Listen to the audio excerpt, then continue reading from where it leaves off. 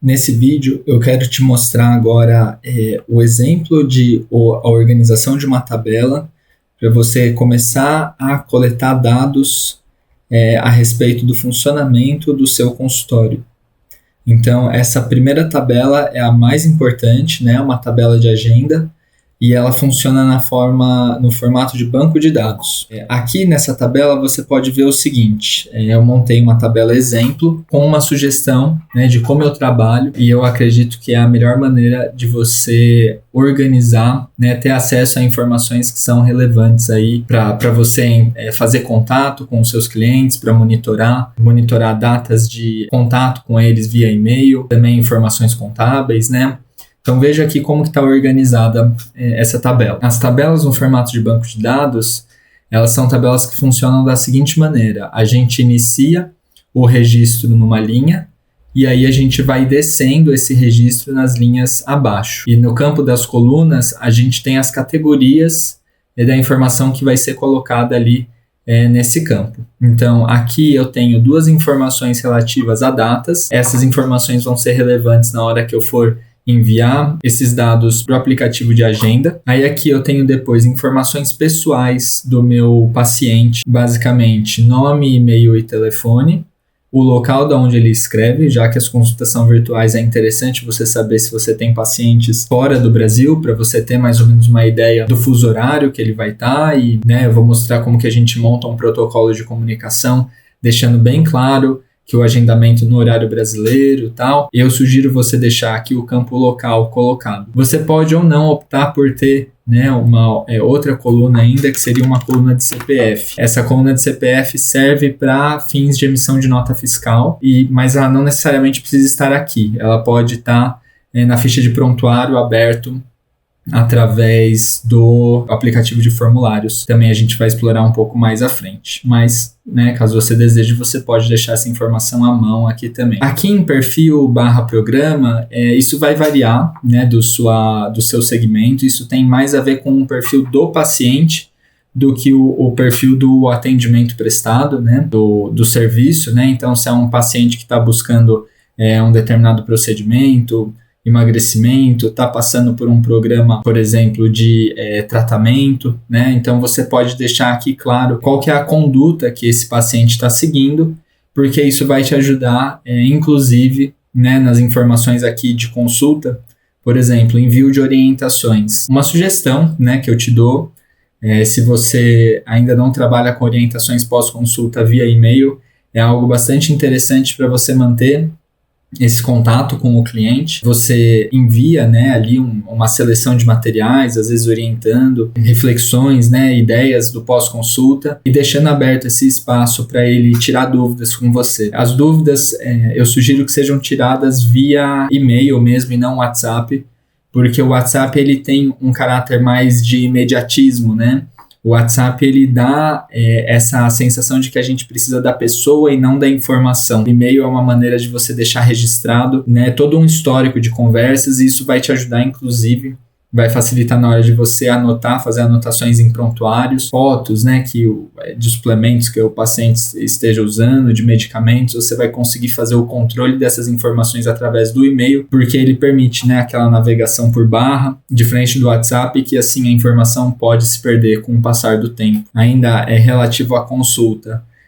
Se é uma primeira vez desse paciente ou se ele já é um paciente de retorno, e por onde ele entrou em contato com você. Por onde ele vai chegar vai variar. Ele pode vir tanto pelo seu número de WhatsApp de consultório, pode escrever um e-mail para você através de um formulário que você tenha deixado na sua página pessoal, no Linktree, mas ele também pode chegar através de mídias sociais, pelo Instagram, pelo Facebook, e é bastante relevante você saber de onde que veio o contato dessa pessoa, para que você possa resgatar o momento inicial ali das orientações que você tenha passado, qual dia você falou, olha, me escreve via WhatsApp, me manda um e-mail, para que você possa, tendo acesso ao início do contato, poder mapear para onde você levou ele, e aí centralizar essa comunicação.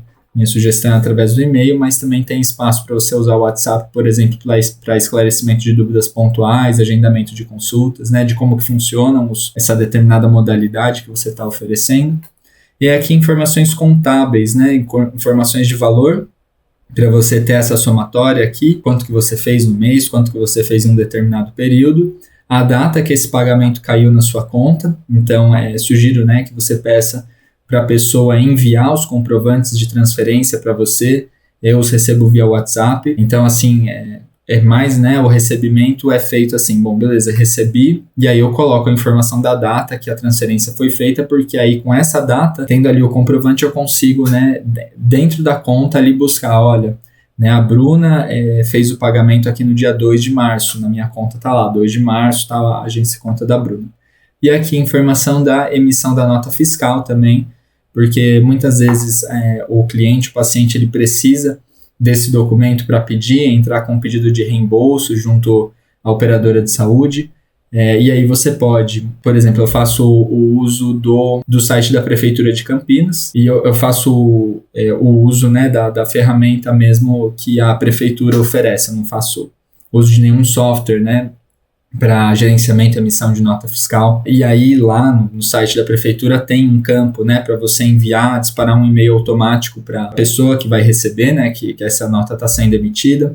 Cada cidade vai ter o seu sistema de emissão. Você também pode fazer o uso de softwares pagos, né, mas eles funcionam mais ou menos de uma mesma forma, né, esse campo de envio da nota automática através do próprio sistema.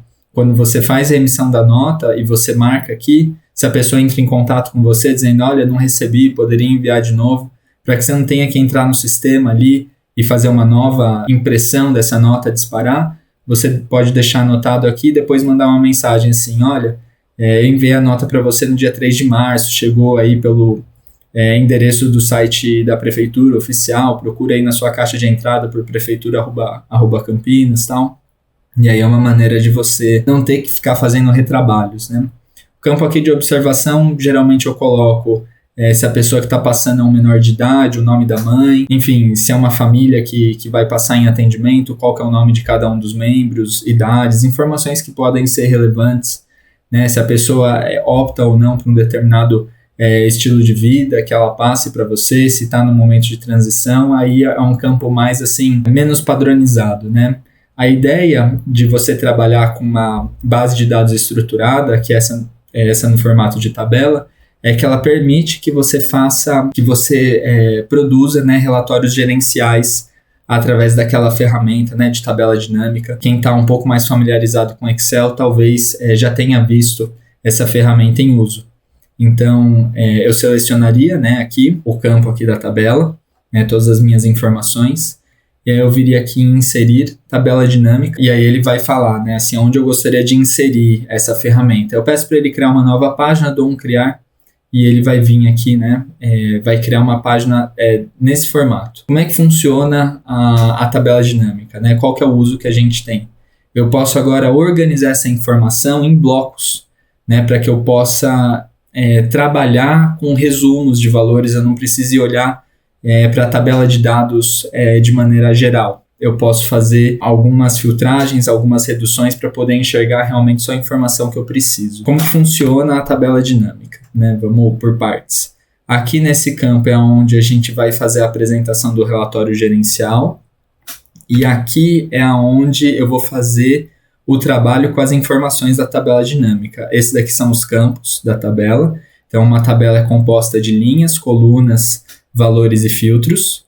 E aí aqui nesse outro campo eu tenho as informações que são colocadas em cada uma das colunas. Então esse formato de banco de dados, ele vai receber, né, cada uma das colunas vai receber um tipo de dado específico. Para o caso aqui da coluna de data, por exemplo, se você der 2 cliques, você vai ver que se trata realmente de um calendário. A ferramenta do Google, ela permite que ao colocar uma data aqui, ele seja configurado, seja entendido realmente como uma data, uma posição aí no tempo, né? Então, as informações que você vai colocar nessa coluna são todas informações relativas a datas, a dias.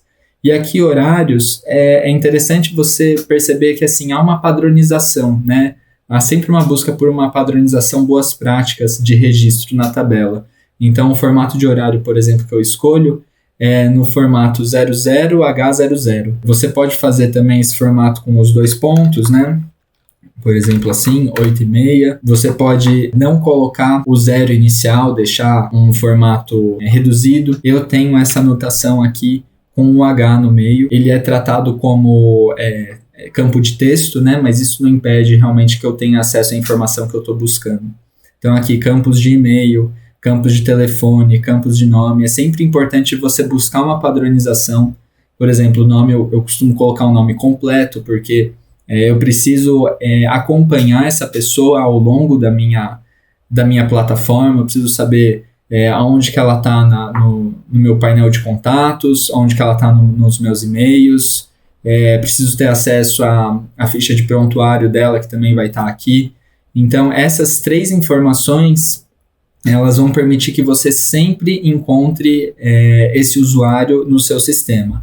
Aqui, por exemplo, os números de telefone para você buscá-lo no seu WhatsApp, e através do endereço de e-mail você pode fazer a pesquisa em qualquer caixa de pesquisa, né, que fica na parte de cima das ferramentas, desde que você vá replicando, associando sempre que Bruna Teixeira vai ter esse mesmo e-mail, que Milena Lopes vai ter sempre esse mesmo e-mail.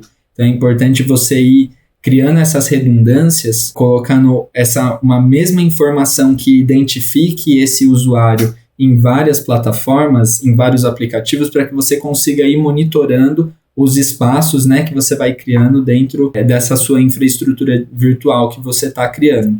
O grande potencial que a gente tem com isso é fazer com que a gente tenha a possibilidade de gerenciar um grande número de informações com pouco esforço. Então aqui, da mesma maneira, coloco informações de datas. Aqui eu procuro colocar sempre padronizado, anotação primeira vez com espaço, retorno, tudo em letra minúscula.